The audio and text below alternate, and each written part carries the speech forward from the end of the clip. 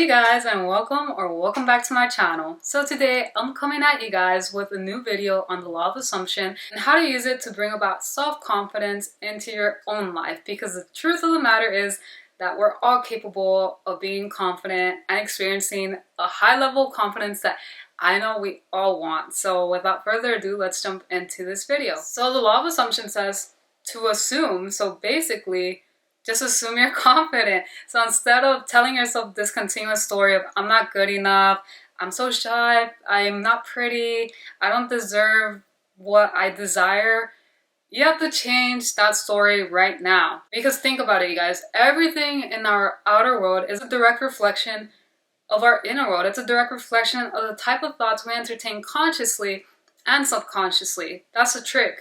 And in order to get into our subconscious mind, we have to tell ourselves a new story. Consciously throughout the day, repeat to ourselves, I am good enough. I am worthy of all the beauty life has to offer. I feel so beautiful and amazing in my skin. I am fill in the blank, or I feel, or isn't it so crazy that at some point I felt so insecure and not good enough, and now I'm in this place in my life where I actually feel worthy of all the beauty life has to offer. That type of thing. You have to word it in a way that feels natural to the way you speak, because if you also say, like, let's say I say something that feels natural to me, but when you say it, it doesn't really feel natural to you. So you have to word it in a way that also makes sense and really aligns with how you speak. And in order to really make that shift, you have to continuously tell yourself the new story, because if you only allocate 5 minutes in a day and say, oh, I'm good enough, I'm pretty, but then the rest of the 23 plus hours, you're just like, no, I'm not good enough. You're just repeating to yourself the same story you've been repeating to yourself for X amount of years, then nothing's really going to change. You have to continuously repeat to yourself the new story. And it doesn't have to be obsessively either, because that's not good. But you want to be active in your own journey of self-confidence, because think about it, like everything really in our life is a reflection of what we think and what we say to ourselves. So if we really want to change the outer experience, we have to change what's going on inside. And so we have to repeat these thoughts and get emotionally involved also. Like in the beginning, it's okay if you're not emotionally involved, because we also have to acknowledge that a lot of these negative thoughts that we have entertained have emotional charges around them. So making that shift may take some time, but by the continuous repetition of repeating new thought patterns and then bringing the emotional charge into it and combining both, it has a huge powerful effect. It's not to say that you need the emotional charge from the get-go to really see that change, but just from the constant repetition of it, eventually the feelings will come, because it'll make you feel good when you actually say to yourself, oh, I'm beautiful, like I feel so beautiful in my skin. Like, isn't it crazy that at some point in my life I felt ugly and I struggled with all these issues, and now I'm in this place in my life where I actually feel beautiful, and people around me see my beauty. People tell me, wow, you're so beautiful. Like, there's something just so different about you. What'd you do? People actually come to me for tips on self-confidence. Like, you just tell yourself this new story and repeat to yourself that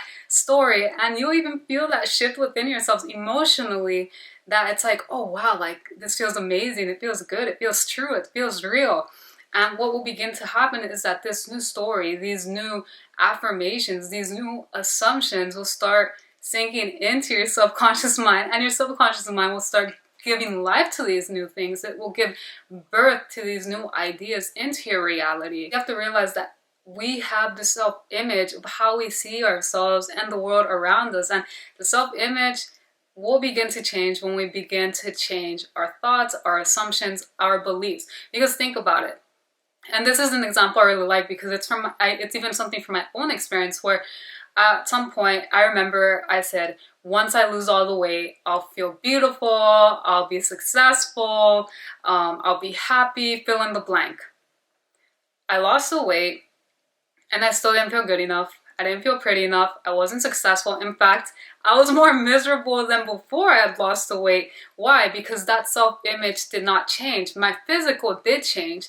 But the thing is, you have to change what's in your mind. You have to change that self-image, because it's absurd. A lot of us think that in order to see change, we have to change the outside.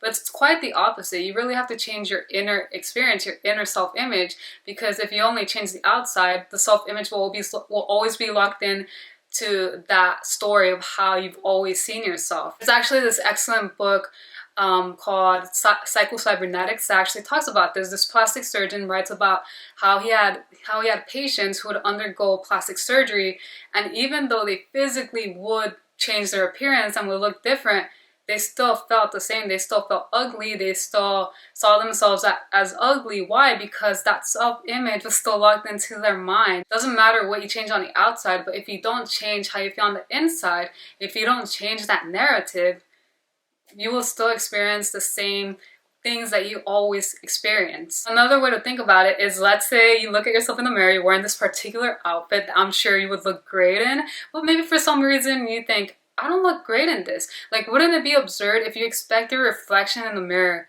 to change the outfit as opposed to you just changing your own outfit? Like, that's a perfect example of how you have to change. You can't change what's in the mirror, no, but you can change yourself, and it starts with your thoughts. It's like the way I really love to go about it. It doesn't matter if you're not into theater or into acting, but it's really creating this new role for yourself. Like, what type of person do you want to be? How do you want to act? Make a list. If you're not sure how confidence would look like for you, why don't you can also make a list of the people you admire. Like, ask yourself, what are some of the qualities they possess that I really admire about them? What is it that really draws me to this individual? And then start writing some of those characteristic traits, and you can start emulating those traits. You're not trying to be this person, but you want to emulate these qualities that you admire in them, because you know what you admire in another person is something you admire in yourself, and those are qualities that you yourself also possess. Another thing you can do is, like, when you're really lodged into the negative mindset and just this negative narrative, a lot of the times we can't really see any of the good things we have in ourselves. We only focus on the negative. So you can maybe write a list of all the things you don't like about yourself, and then on another list, write the opposite of those negative things. Turn those negatives into positives. Rip up, burn up, or shred up that negative list, and then start emulating these qualities. You don't have to do all of them all at once because it might be overwhelming, but take baby steps if you must.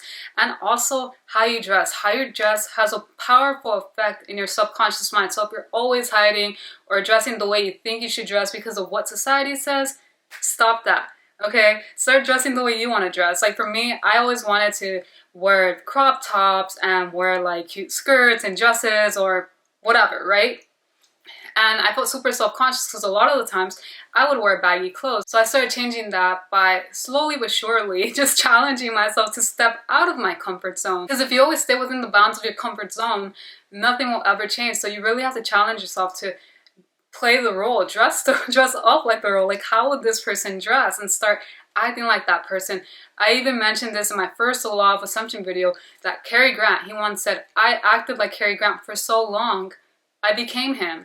Like, literally, it sounds like fake it till you make it, and in a way, yeah, you really do have to do that, because you're really, it's not even faking it, because you're really embodying this personality that is really your true self, because this is the real part of you that wants to come out and be exposed to the world, wants to be exposed to this reality. But a lot of times we don't let this part of ourselves shine because we're afraid, we don't feel good enough, we feel that we're not worthy. But you are worthy. So start allowing yourself to step into this role that is your true self. So you guys, I really hope that you enjoyed this video and found value in it. And please let me know what you're going to start doing to really step into this role of being your true self, because you are most worthy of living your best life. Thank you guys so much, and I will see you guys in the next one.